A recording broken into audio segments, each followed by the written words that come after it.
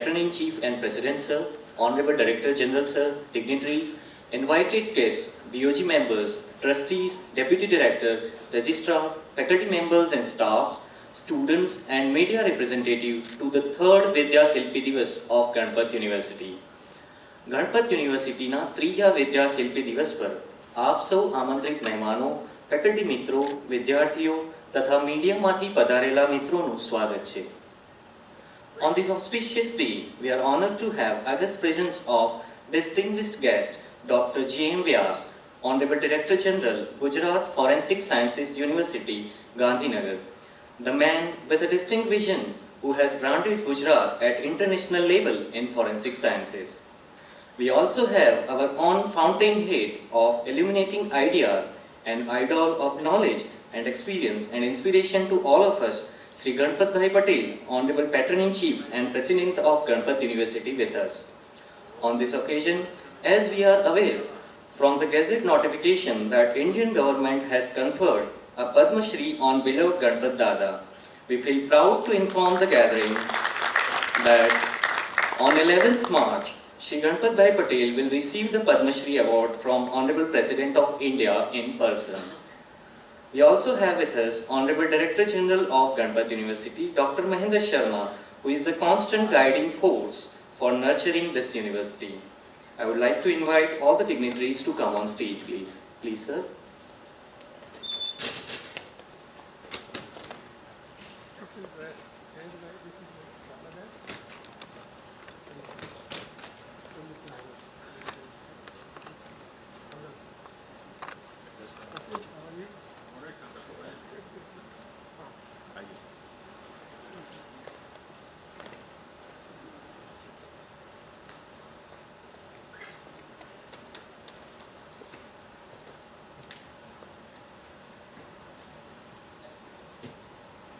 Welcome, sir.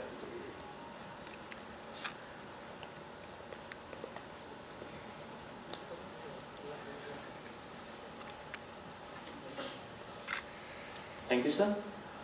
The university has been nurtured and crafted under the flawless guidance of ex-president, late Sri Anil Bhai Patel. To honor his unconditional efforts, the Board of Governors of Ganpat University has decided to celebrate 8th March, the birthday of Sri Anil Bhai Patel, as Vidya Shilpi Divas every year. વિદ્યા સમાજ ઉત્કર્ષની name સાથે ગુજરાતની નવી પેઢીના સશક્તિકરણના વિચારના ફળ સ્વરૂપે વર્ષ 1996માં રચાયેલ મહેસાણા ડિસ્ટ્રિક્ટ એજ્યુકેશન ફાઉન્ડેશનની છત્રછાયામાં આકાર પામેલ ગણપત વિદ્યાનગર સંકુલ વર્ષ 2005માં ગણપત યુનિવર્સિટી તરીકે પ્રસ્થાપિત થયું.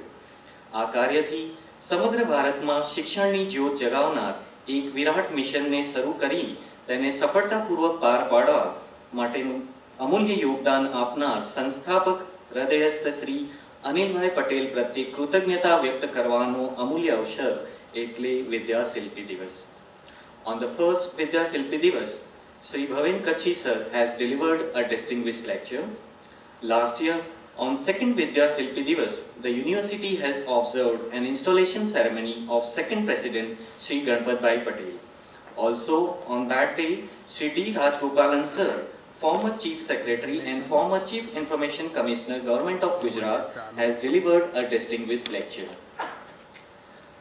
Last year, as on the same day, Ganpat Dada has declared this year as the year of transformation. And under the constant guidance of our beloved Ganpat Dada and leadership of Dr. Mahendra Sharma sir, the university has added valuable laurels to its prestige. The university has signed several MOUs with international universities.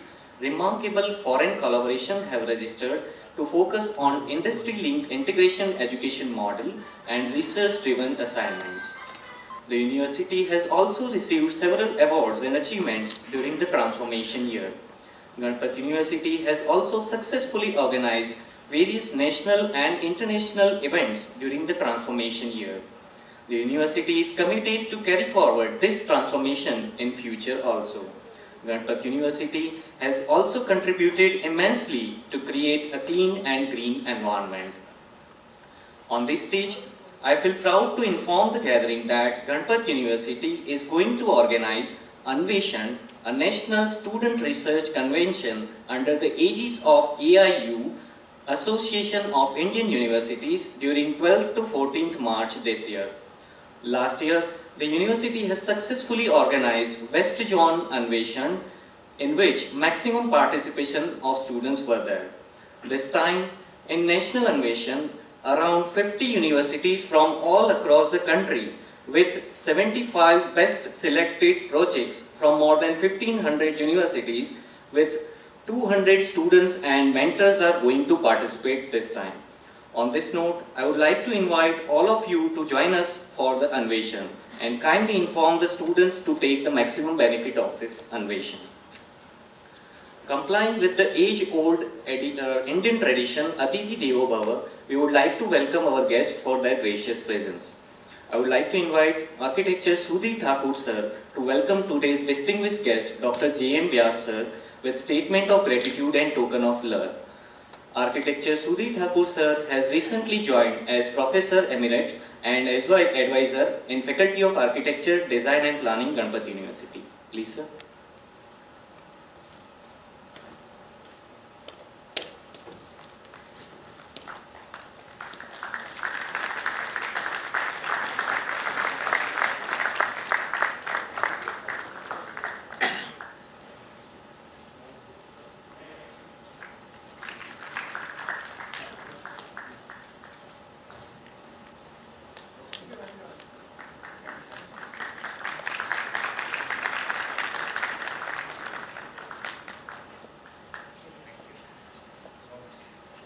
Thank you, sir. Now, I would like to invite Dr. Saurabhi Chaturvedi to welcome Honorable President and Patron-in-Chief, Sri Ganpat Bhai Patel. Ma'am has recently joined Ganpat University as Professor and Dean, Faculty of Management Studies. Please, ma'am.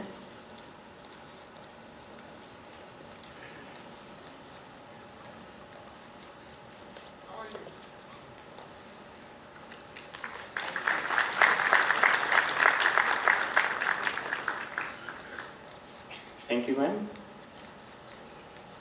Now, I would like to invite Dr. Dilip Raj Dongre, sir, who has recently joined Ganpat University as Chairperson, Executive Education, to welcome Honorable Director General, sir. Please, sir.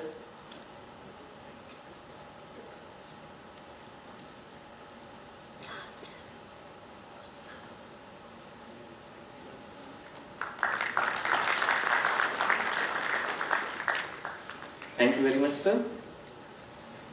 Now on the stage, I would like to invite Dr. Mahendra Sharma, sir, Honorable Director General and Navigator of this flagship of knowledge for his welcome address. Please, sir.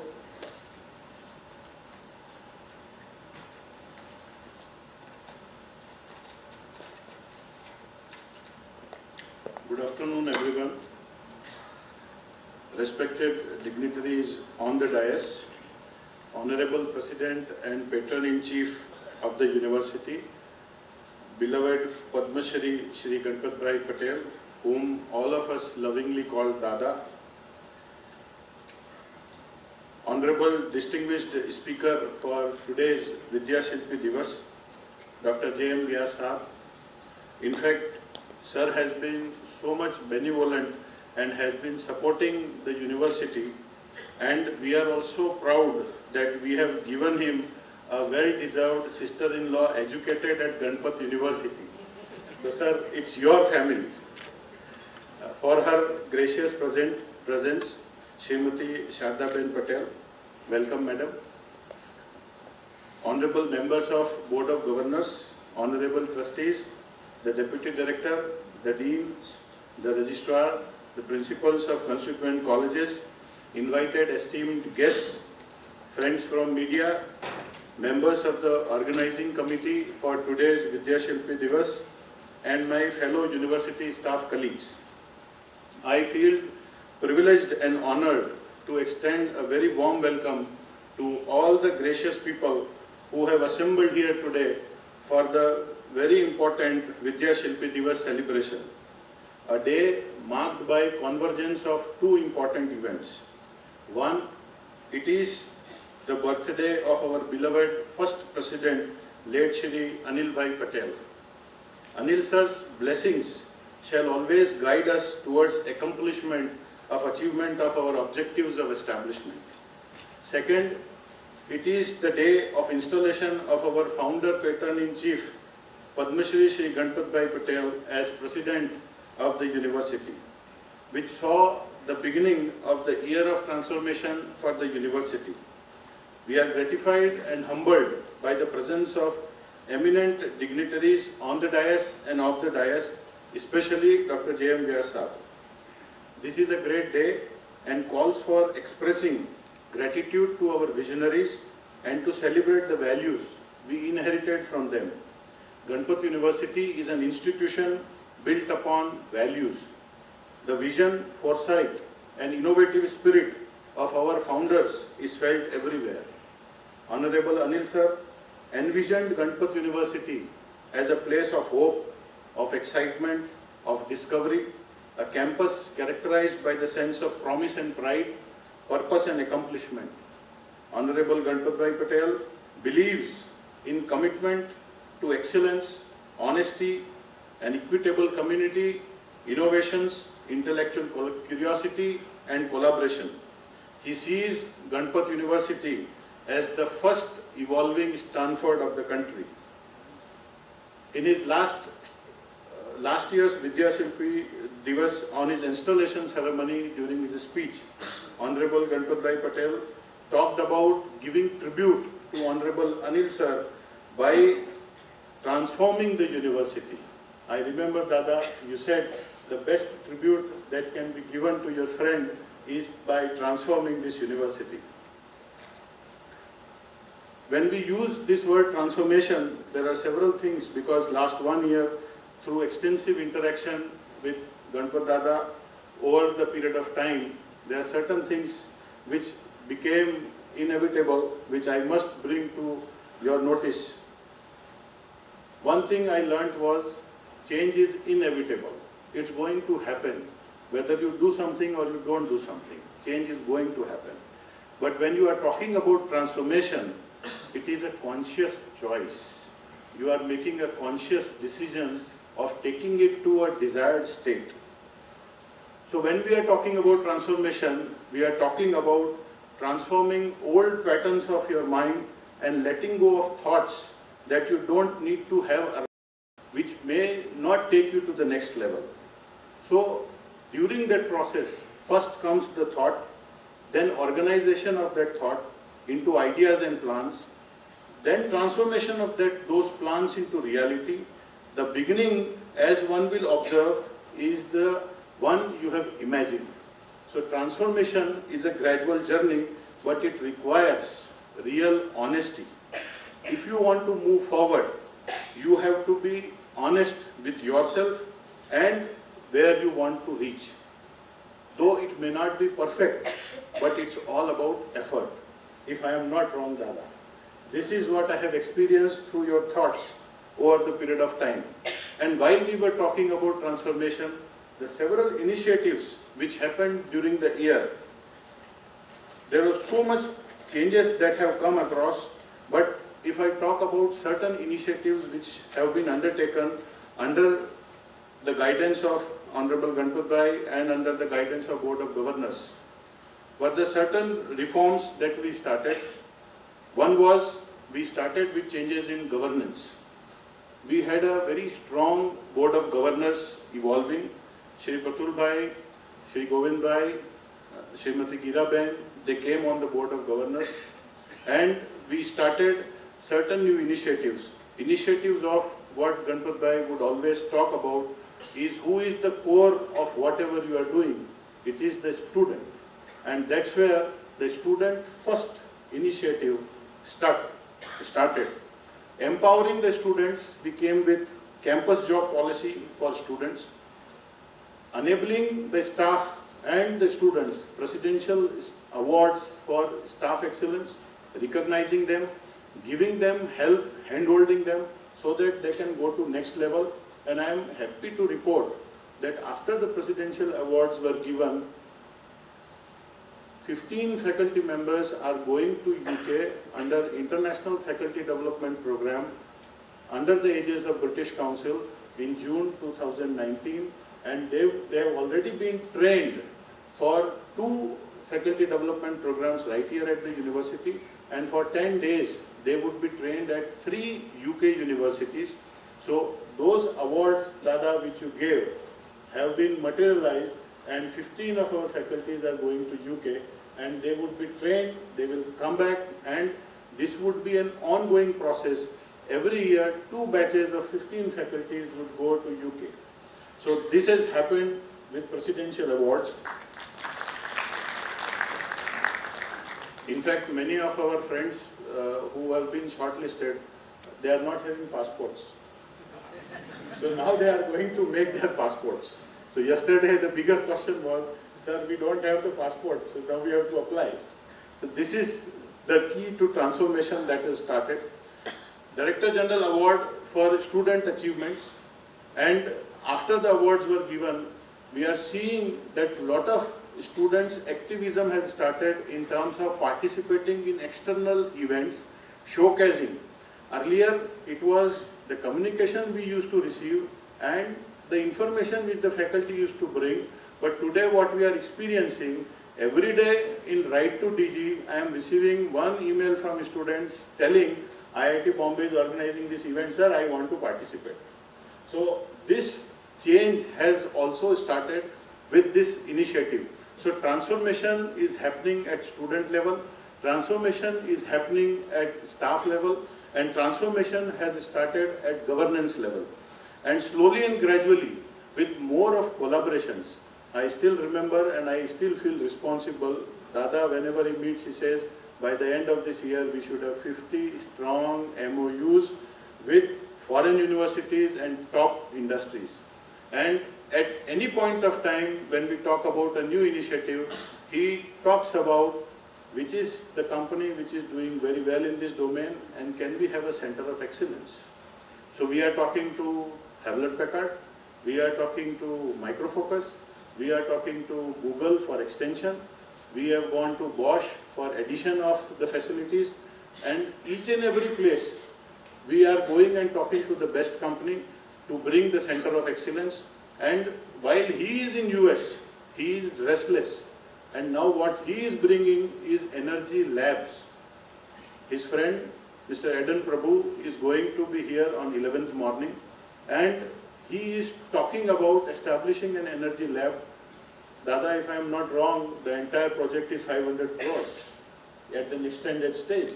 So, and he met the Nobel laureate at California Institute of Technology, who is advising Mukesh Ambani on to innovations in Reliance Industries, and who is on the board, 4-member board of Reliance Innovation Council.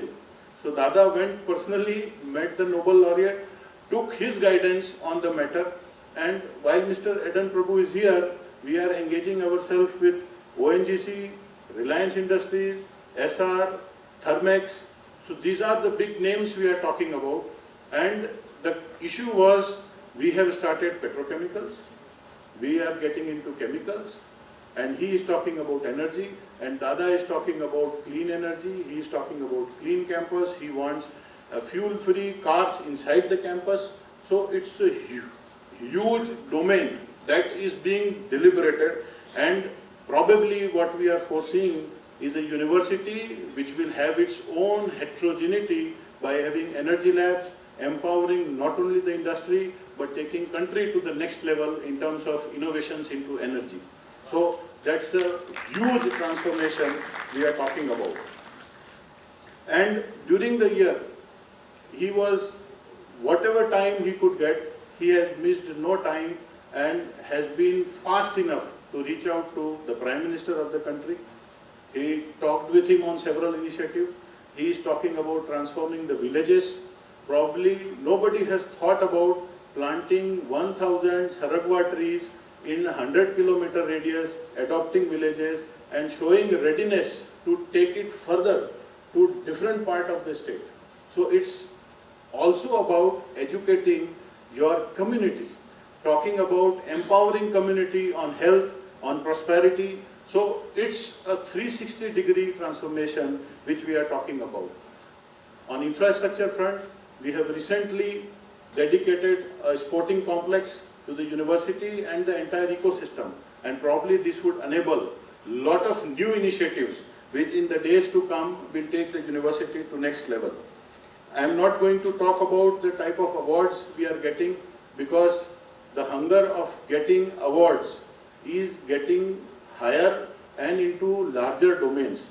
Probably Ganpat University being ranked in the country is the starting phenomena, but finding a place in South Asia, in Asia, and eventually a global presence would be the one where the transformation would reach its maximum pinnacle. Having said so, this is a glimpse of the type of transformation under his thought process that we have initiated, and there's a lot more to come, and as the days would go by, we would be bringing more initiatives to your known set. On this Vidya Shilpi Divas, we extend to the nation our commitment that Ganpat University will continue to be a place of hope, of excitement, of discovery, a place that thrives in the joy of inquiry, a campus characterized by a sense of promise and pride, purpose and accomplishment. And we will continue to expand the tradition of excellence, and we will, as we enter in the new fields, this year we are starting the Faculty of Law, we are starting courses in law domain, we are getting into agricultural engineering, we are getting into chemicals, and we are starting more courses in cyber security. So sir, Dr. J.M. Vyas, we would seek your guidance, sir, while we expand ourselves into cyber security. Having said so, I welcome on this note all the dignitaries who have assembled here to bless us on this occasion of Vidya Shilpi Divas, and in particular the presence of Dr. J.M. Vyas. Thank you.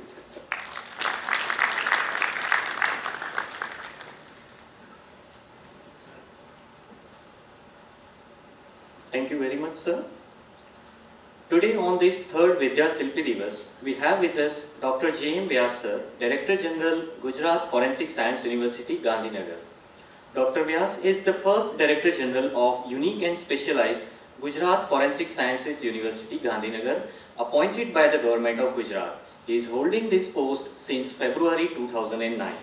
He has established world's first Forensic Sciences University at Gandhinagar, which is running 35 specialized degree and diploma courses having more than 2,000 students. He is the senior most working forensic scientist of the country and possesses vast experience of 43 years of working in forensic field, out of which 23 years as director. He is appointed as a member of Task Force for Railway Safety Audits by the Ministry of Railways, Government of India. He is appointed as consultant to CBI, New Delhi, for the establishment of state-of-the-art CFSL.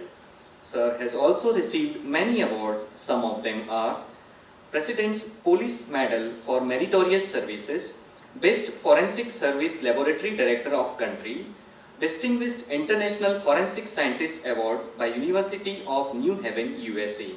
So I request sir to kindly start his talk on transforming institutions through knowledge and wisdom. Please, sir.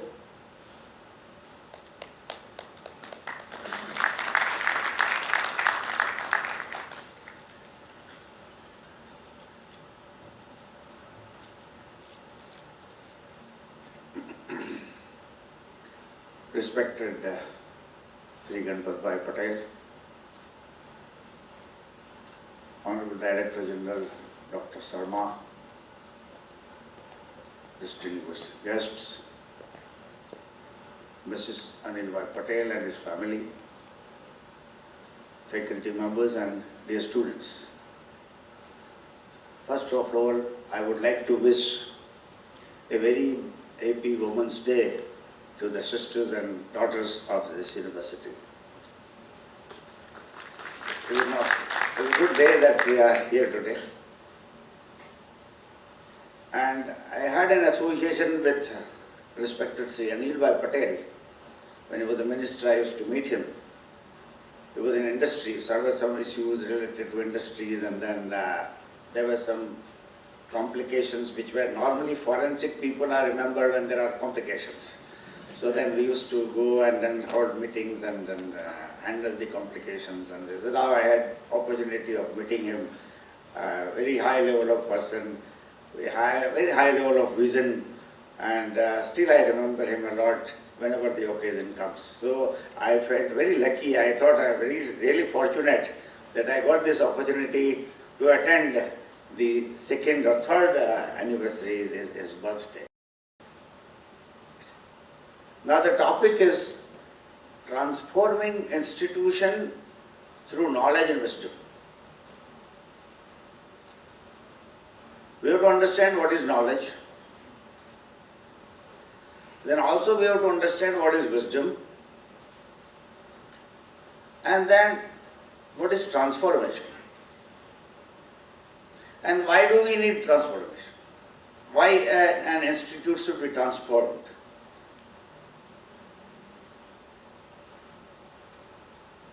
So knowledge,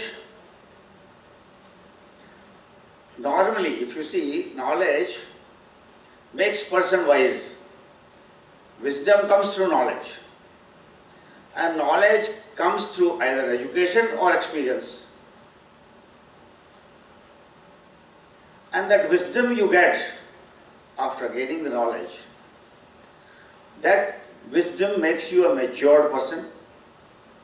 So you become emotionally mature, not growth-wise, emotionally. Emotionally the person becomes mature. And that matured person is able to transform. Initial transformation, he is transforming himself or herself. So he gains knowledge, he becomes a wise person, and he transforms himself or herself. And then this transformed group of people working in an institute transforms the institute. This is how the philosophy goes. Now, coming back to knowledge. Normally, I give an example. Human being is different from other animal beings because of two faculties. Faculty of mind and faculty of intellect. These two faculties are not that with any being, any living being other than human being. That is why we are different.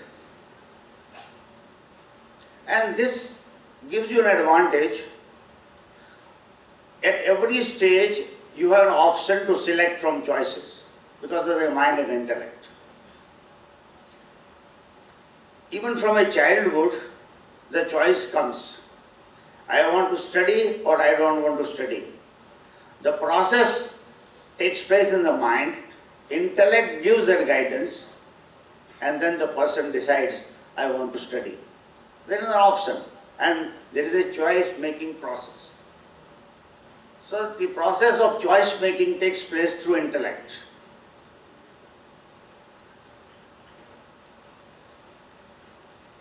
The choice also is, I want to be a wise person, good person, or I want to be a criminal. Is also a choice. There is an option available with every individual. I want to be a gunda or I want to be a sadhu. He opts for an option, he becomes a sadhu. So this is the advantage of having mind and intellect. But the disadvantage is there are complexes which are developed through this mind and intellect. I am black, I am short, this fellow is tall, I am not beautiful, this person is more beautiful. This kind of complexes come because of mind and intellect. This is complex. It gives you complex. These complexes are not there in dogs and cows. No cow feels the other cow is more beautiful than her. It's not there. There is no mind and intellect, there is no choice making. So because of this mind and intellect, you become a different kind of a person, and you have choices at every stage, and your option. You need to exercise your choice at every occasion. There was an option for me, should I come here today or not? I opted for yes, I will come and I will address the gathering. So and that process needs a lot of thinking. It involves a lot of analysis. If I go there, what is the advantage to me? Definitely mind will ask this. And you have to explain the mind. No, if I go there, I will be able to meet at least respected Ganpat Patel. It will be good for me. Let me talk to the university faculty and others. There is an advantage in it. Okay, then I will come. So mind looks for advantages in every activity we perform.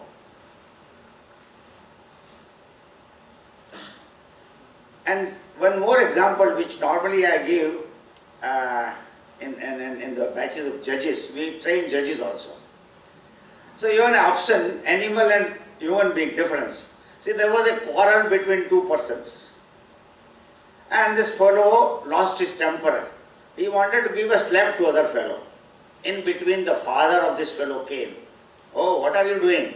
And immediately his person is able to withdraw. Oh, my father has come in between. I can't give a slap to this fellow.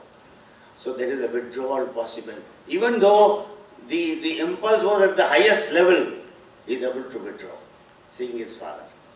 That is possible because of mind and intellect. Intellect gave the signal. Now your father has come in between. You can't do this.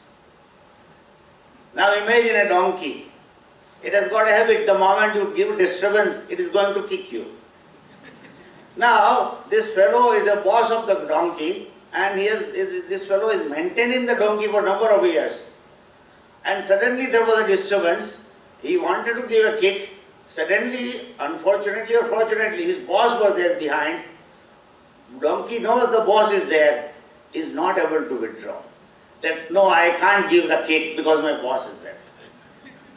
Isn't it? The choice is not there. They will act based on the impulse.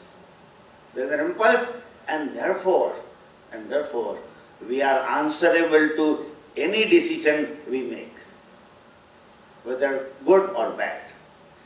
All our decisions are challengeable. A cow going to a pot, taking a water or taking a grass, the decision is not challenged. Why cow went to this particular place? No, it's fine. All our decisions are challengeable. Lion killing a deer in a forest, you can't register a murder case against lion. Isn't it? Not possible. But if we do it, it is a crime, because we are acting based on the choice, capability of choice given by through our birth, based on mind and intellect. So if you decide to kill someone, there is an intention of killing. Lion doesn't have intention, it is an impulse. Lion felt hungry, went to the forest, killed a deer and used it as a food. That's fine. There is no crime. Dog taking away money from our house, you don't file a case of theft. This is good. So all this jugglery is because of mind and intellect.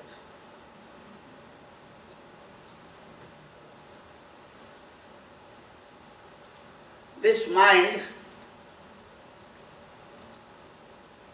is you also call mana eva manushyanam karanam bandha mokshayoh. The bondage what we feel or the mukti what we feel is based on our mind.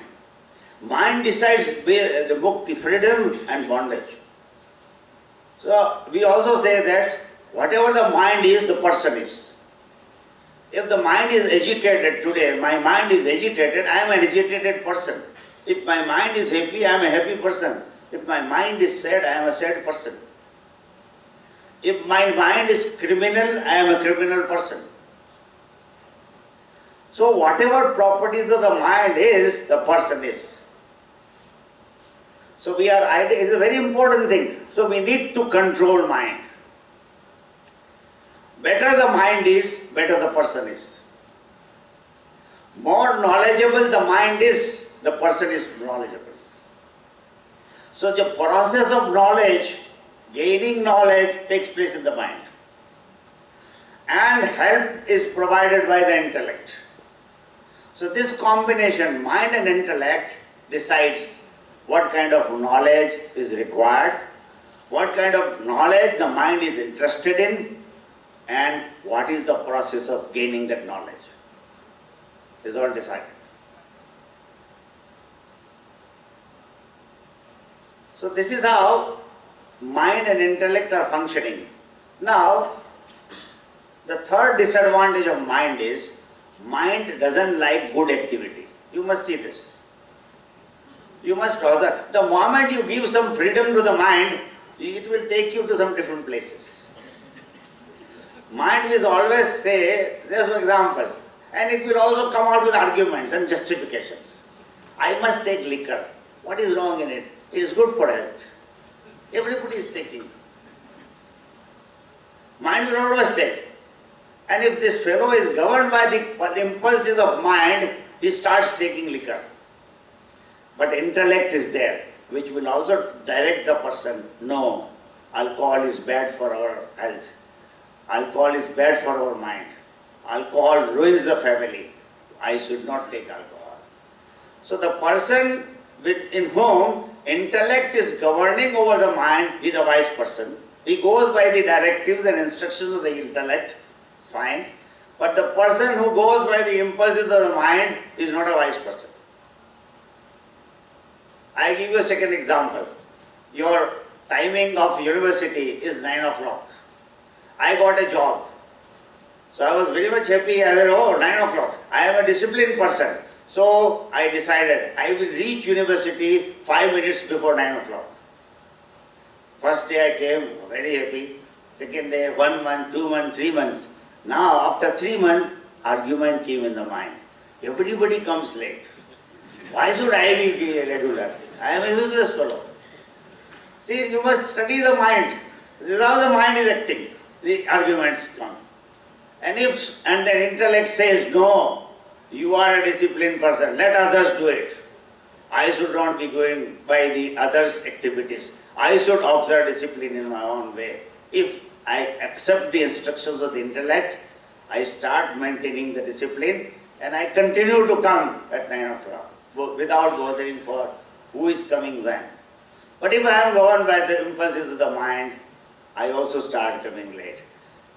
It's fine. Let me come at 9:30. Let me come at 10 o'clock. This is what the mind does.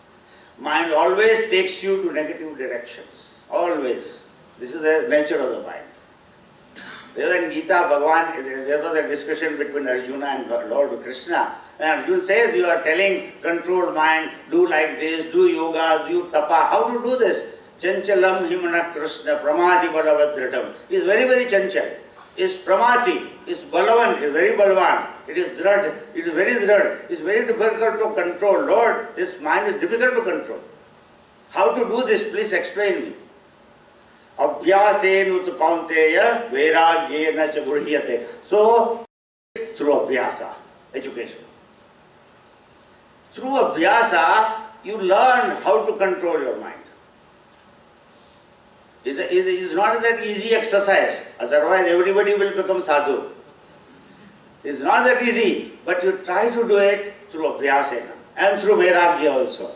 Try to explain the mind, what is the importance of this object in my life. That I will now come to. The fourth property of the mind is, and that is why every one of us, every individual seeks happiness. Right from morning till evening, whatever exercise we do, our ultimate goal is how to remain happy, how to keep myself happy. Any individual throughout the world, there is no exception. I have not come across a single person who says, today I got bored because the whole day I was happy. And I have not seen a single person who will tell, the whole day I was sad, I am very much comfortable. And I enjoyed the whole day because I was sad. Nobody likes sadness. Everybody is comfortable with happiness. So the moment sadness comes in my life, in my mind, I try to overcome that sadness so that I can experience happiness. Because sadness is coming in the way of happiness. When the sadness comes, you are not able to experience the happiness. And then my goal or my activity or my purpose in my life is, I want to remain happy throughout. Everybody seeks absolute happiness. There is no exception in this. So whatever you do, whatever activities you do, ultimate goal is you want to be happy. And normally I also give an example. Morning, let us start with morning exercise. I do toothbrush. The question should come, why I am doing it? Because I want my teeth to be healthy. But why should I keep my teeth healthy? If my teeth are healthy, my body will also be healthy. But why do I need my body to be healthy? And if my body is healthy, I will be happy. So if you go on asking the question, the ultimate reply comes, I wanted to be happy. So, and then the person depends on different kinds of objects for getting happiness. That is the other aspect of the mind. Mind tries to find out happiness from different objects according to the mindset of an individual. For someone, if you see, watching a movie makes the person happy. The other fellow feels happy by playing cricket. Third fellow enjoys by seeing cricket being played between Australia and India in Hyderabad. He is happy. He just sits, watches the TV. Fine. Fourth fellow enjoys when he plays tennis. So different kinds of objects of happiness are there. And that objects are decided by the person concerned. The mind decides, I feel happy when I play tennis. Other fellow may not feel happy by playing tennis. It is not a common object. No individual object is common for imparting happiness to every individual on the earth. No. Every individual decides the objects of happiness, and that is the choice, again, choice of the mind. So if the person is a straightforward person, his objects of happiness are straightforward. Playing cricket, taking rasgulla, something like that. Even food, I feel happy if I take the rasgulla. So these are the objects of my happiness which I identify. The moment there is sadness which is coming in my life, I try to divert my mind and focus on objects which I think give me happiness, makes me happy.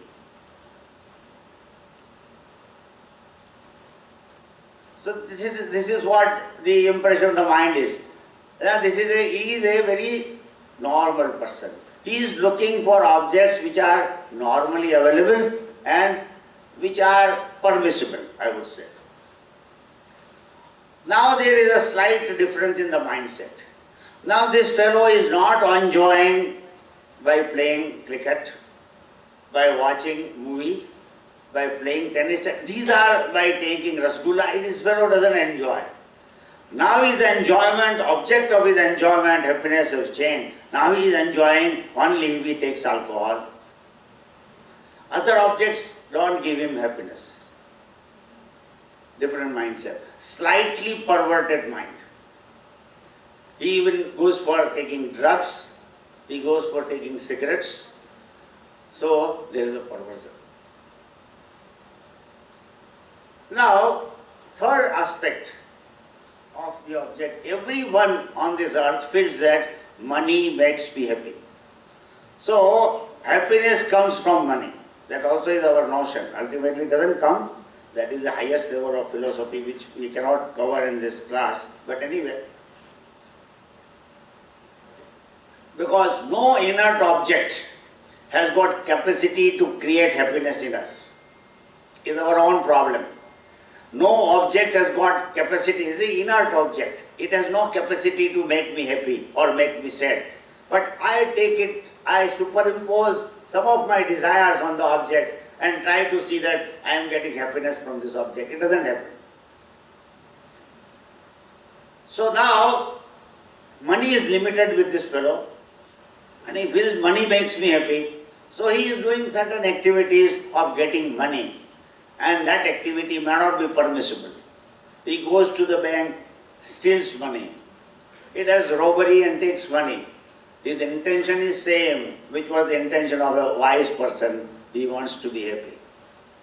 But the activity he is doing for getting happiness is not permissible under law. And this is how in forensics we define this as a crime. The activity is fine. His intention is good. But the activity he is doing for gaining happiness is not permissible. It amounts to crime. So this is how the mind goes. And then the extreme level of pervertness is, now in between. Now there is even somebody will say, what is the happiness if somebody is getting after killing a person, a murder, for example. Otherwise all other crimes you can understand.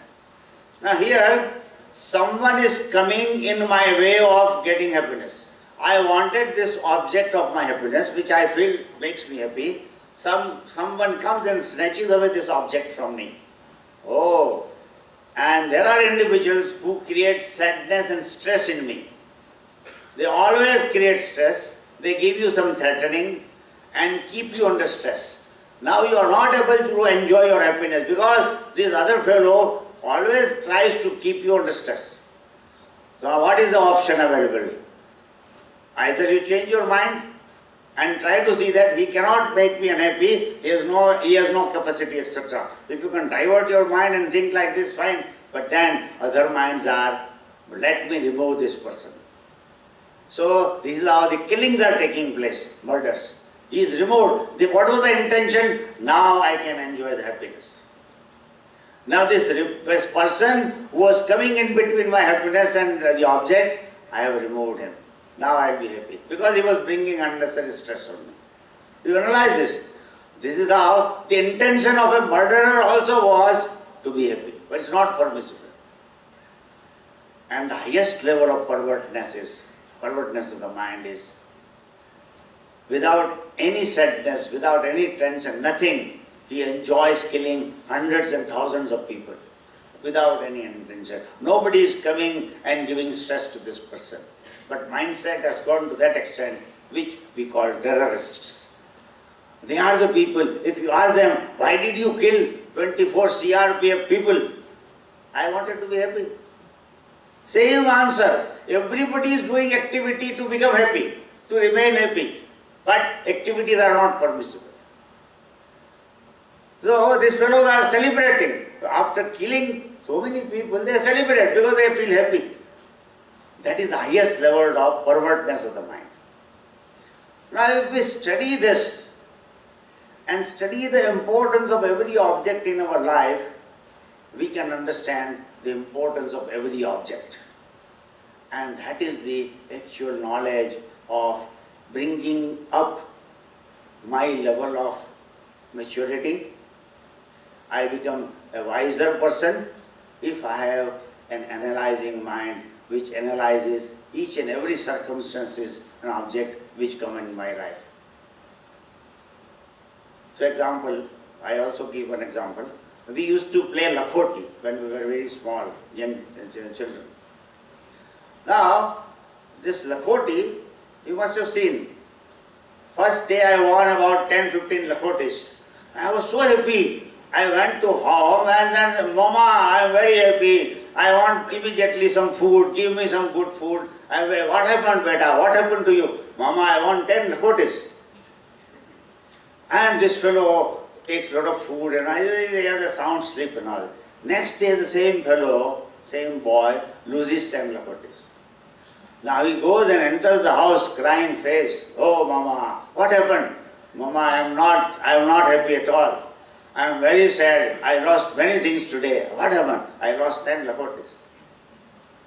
So this was, winning 10 lakhotis was as if winning the whole world for this boy.